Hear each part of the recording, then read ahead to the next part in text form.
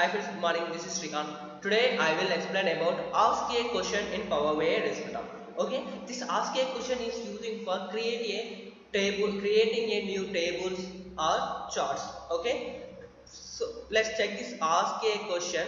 Okay, first go to click home menu button. Next go to ask a question. Click here and type here financials.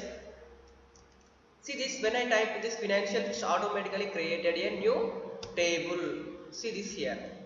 What is this financial? See this is financial is a my table name. See this is my financial is a my table name. Next I am creating a chart through ask a question.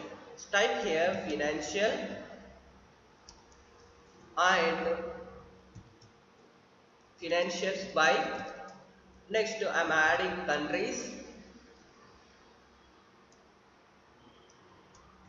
Next countries by sales this year. It's automatically created a new chart, new clustered bar chart.